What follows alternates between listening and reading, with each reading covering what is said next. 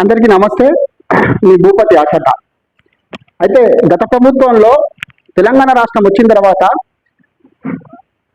ఎవరైతే జర్నలిస్టులు ఉన్నారో పత్రికా విలేకరులు వాళ్ళకి స్థలాలు ఇచ్చి డబుల్ బెడ్రూమ్ కట్టిస్తానని చెప్పి హామీ ఇవ్వడం జరిగింది ముఖ్యమంత్రి కేసీఆర్ గారు. అయితే అది 5 ఏళ్ళు 10 ఏళ్ళైనా కూడా అది నెరవేరలేదు. ఆ తర్వాత కాంగ్రెస్ పార్టీ అధికారంలోకి వస్తే మేము ఖచ్చితంగా 6 గ్యారెంటీలు అమలు చేస్తాము, ఎవరైతే జర్నలిస్టులు ఉన్నారో వాళ్ళ కుటుంబాలకి ఆదుకొని వాళ్ళకి 245 గజాల స్థలము ఇందిరమ్మ ఇల్లు కట్టిస్తామని చెప్పేసి హామీ ఇవ్వడం జరిగింది. మరి హామీ ఏమైందని చెప్పి నేను అడుగుతున్నా.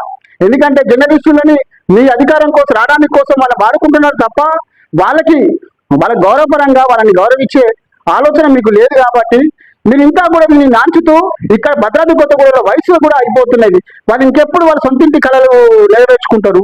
వాళ్ళు ఇళ్లలో కట్టుకోలేని పరిస్థితి, కిరాయిలు కట్టుకోలేని పరిస్థితి.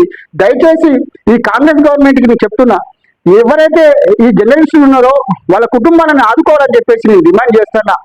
వాళ్ళు ఇంట్లోకి వెళ్ళి బయలుదేరితే వస్తారో రారో తెలియని పరిస్థితి.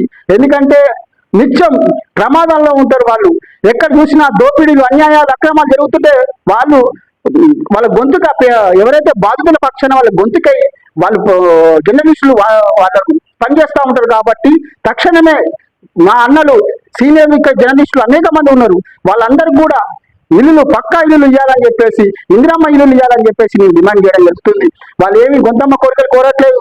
మీరు ఇచ్చిన హామీనే, మీరు చెప్పిన మాటనే నిలబెట్టుకోవాలని చెప్పేసి నేను డిమాండ్ చేస్తున్నా.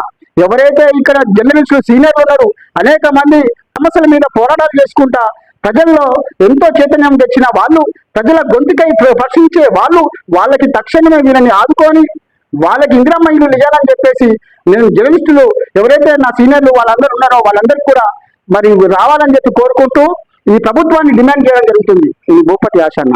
అందరికీ ధన్యవాదాలు.